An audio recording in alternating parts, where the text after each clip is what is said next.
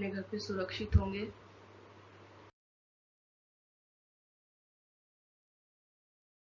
आज हम लोग अपना पॉलिटिकल साइंस की फर्स्ट बुक का चैप्टर 3 शुरू करने जा रहे हैं। नया चैप्टर है और जैसा कि आप लोगों ने पहले 2 चैप्टर में देखा कि पहला जो चैप्टर था वो था शीत युद्ध से संबंधित, कि सेकेंड वर्ल्ड वार के बाद कैसे दुनिया में शीत युद्ध का दौर चला, 2 महाशक्तियाँ आई, दोनों महाशक्तियों के बीच परस्पर संघर्ष चलते रहे जगह जगह।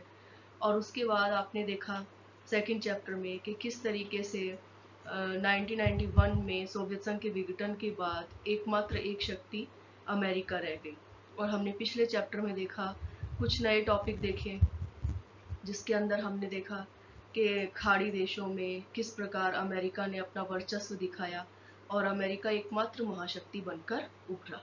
परंतु अब हम यहाँ पर इस अपने चैप्टर में देखेंगे कि अमेरिका की शक्तियों को चुनौती देने वाले और अमेरिका के सामने चैलेंज रखने वाली और कौन से नए शक्ति केंद्र हैं, या कौन सी चैलेंज ना भी दें अगर, तो ये देखना है हमें कि और ऐसी कौन सी पावरफुल ऑर्गेनाइजेशन, संगठन या कुछ ऐसे देश हैं जो कि जिनकी ओर विश्व देख सकता है, विश्व जिनकी ओर मदद के लिए या किसी और अन्य एस्पेक्ट में उनको शक्तिशाली केंद्र मान सकते हैं।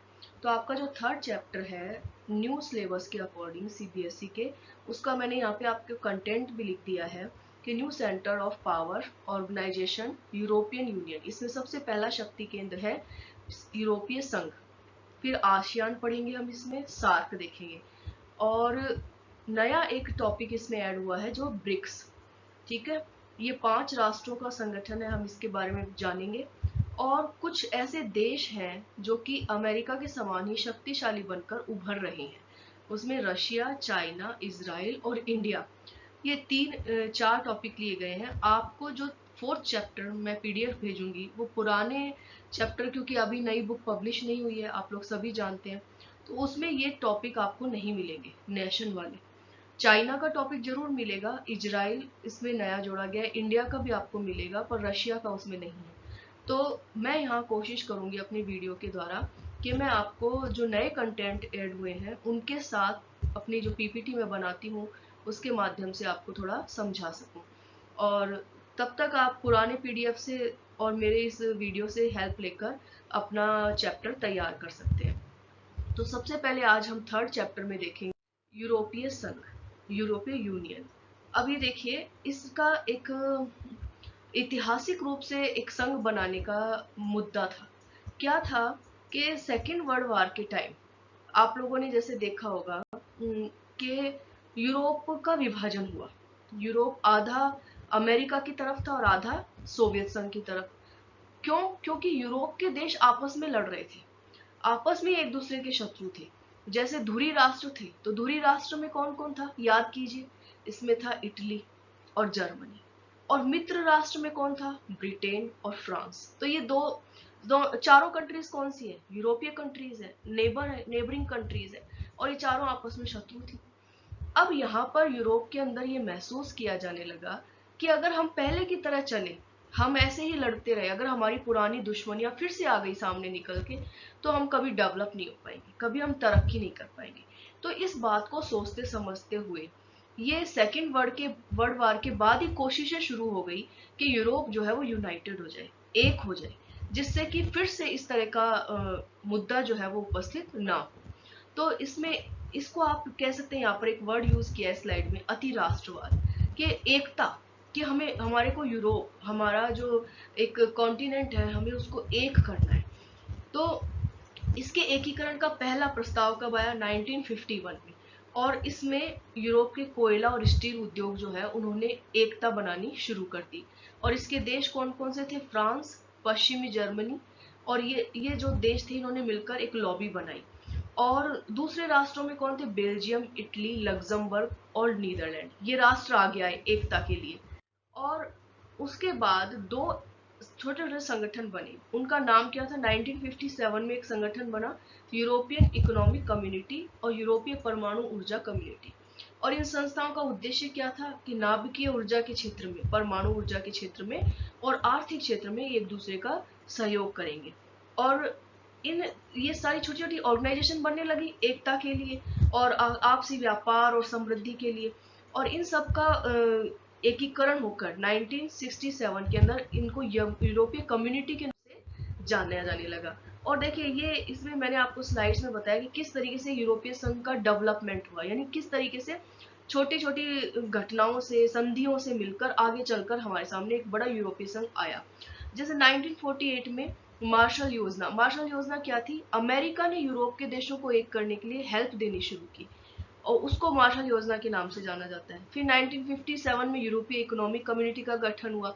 1992 में मैस्ट्रिच संधि बहुत इंपॉर्टेंट है, ये सोवियत संघ के विघटन के बाद हुई यूरोप को एक करने के लिए। और 1993 में एकीकृत बाजार का गठन किया गया। और 2002 सबसे इंपॉर्टेंट है, यूरोपीय संघ की एक मुद्रा हो गई, यूरोपीय मुद्रा का यूरो जिसका नाम था, यूरोपीय मुद्रा का चलन शुरू हो गया। अब इसकी सबसे इंपॉर्टेंट चीज क्या थी? यूरोपीय संघ का अपना झंडा हो गया, अपना गान हो गया, अपनी मुद्रा हो गई और अपना स्थापना दिवस हो गया।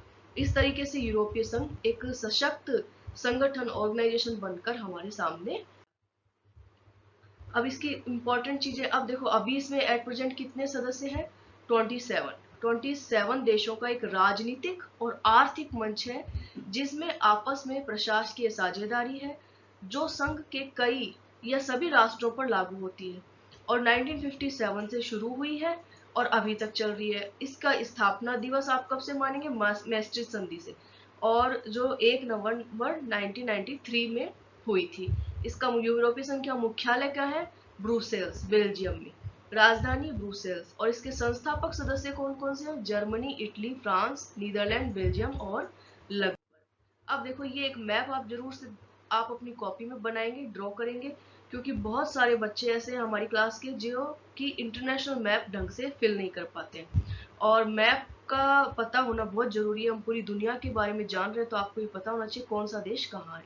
इसमें देखिए एक चीज दिखाई गई है कि जो लाइट येलो कलर है वो यूरोपियन यूनियन के ओल्ड मेंबर है, और जो डार्क येलो है जो कि सोवियत संघ से विघटित होकर राष्ट्र आए थे वो बाद में इसमें शामिल हुए, ठीक है ना, पूर्वी यूरोप के राष्ट्र, वो न्यू मेंबर है इसके, ठीक है। तो ये आप इसमें देखेंगे कुछ इसके ना जो अभी ऐसे मेंबर है जो इसके अंदर शामिल होना चाहते हैं, अभी पर्यवेक्षक है और इसके अंदर आगे अपना रोल निभाना चाहते हैं, ठीक है। तो ये मैप आप बड़ा अच्छे से ध्यान से देखेंगे और इसको बनाएंगे कॉपी में। फिर देखिए ये क्या है? ये यूरोपीय यूनियन का फ्लैग है। इसके अंदर 12 गोल्डन सितारे हैं। अब 12 क्यों है? क्योंकि 12 को वहां पे एकता का प्रतीक माना जाता है। 12 नंबर जो है वो वहां पे पूर्णता का, एकता का प्रतीक माना जाता है। तो ये यूरोप की प्रोग्रेस के लिए इसमें गोल्डन कलर के 12 सितारों को लिया गया है।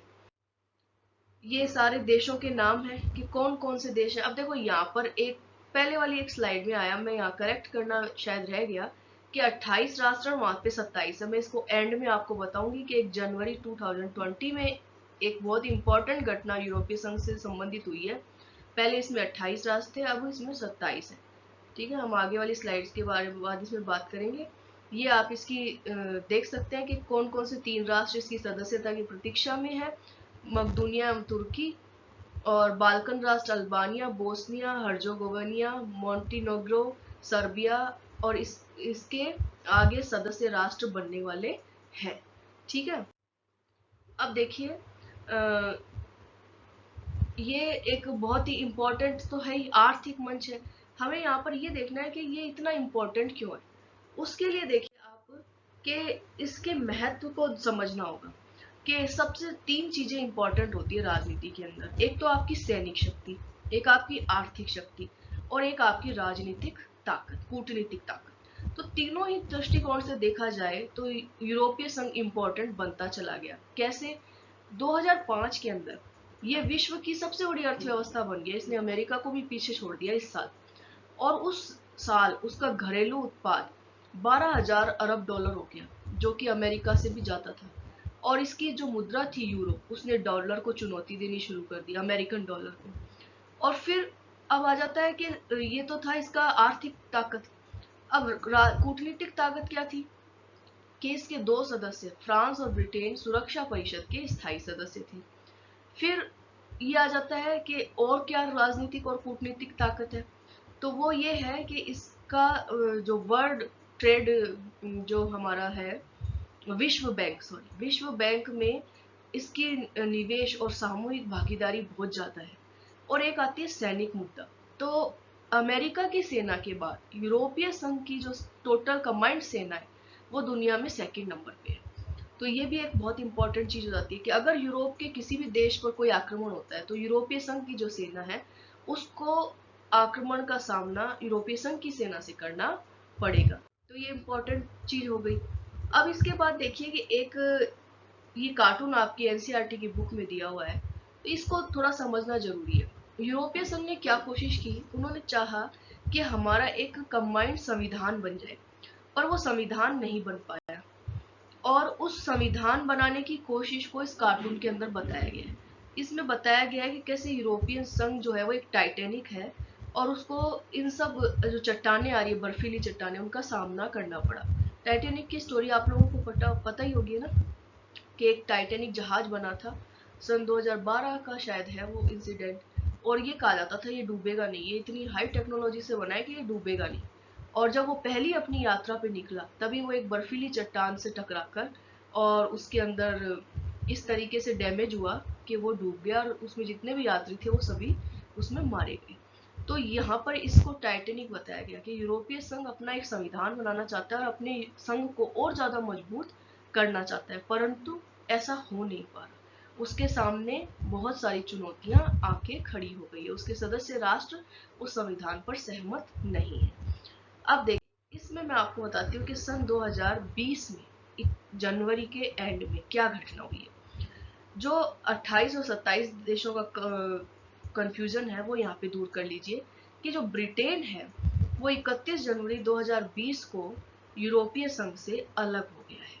और वहां पर इसके लिए मतदान कराया गया था ब्रिटेन के अंदर 2016 में, जहां पर लोगों ने इसका यूरोपीय यूनियन का विरोध किया। और ब्रिटेन जो है वो शुरू से ही इसके थोड़ा सा खिलाफ था, बाद में शामिल हुआ था और फिर वो शामिल होकर यूरो का भी समर्थन नहीं किया था, वो अपने पौंड को ही अपनी मुद्रा मानता था।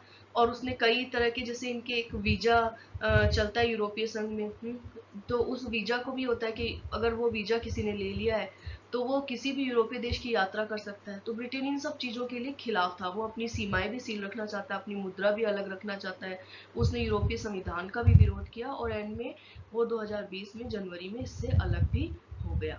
तो ये एक इम्पॉर्टेंट घटना है। और अभी 2020 में तो इतनी इम्पॉर्टेंट घटना हो रही है कि जो आप ये राजनीति में पढ़ रहे हैं, हो सकता है ये सब इतिहास बन जाए और आने वाले समय में आपको एक नया विश्व ही देखने को मिले। ठीक है बच्चों, तो जो सबसे इम्पोर्टेंट चीज है कि हमने यूरोपीय संघ का आपने कैसे स्थापना हुई, किन किन संधियों के तहत, क्या महत्व है, ये सब आपने इस वीडियो में देखा। आप नोट करेंगे इनको और कार्टून को देखेंगे, इसके मैप को देखेंगे। और कल का जो मैं वीडियो आपको नेक्स्ट पोस्ट करूंगी उसमें हम आसियान और सार्क और ब्रिक्स, ये 3 संगठन इसके अंदर देखेंगे। ठीक है, और आप लोग अपना ध्यान रखिएगा, घर पे रहिए और अपने मम्मी पापा की हेल्प कीजिए, उनका भी ध्यान रखिए। Thank you.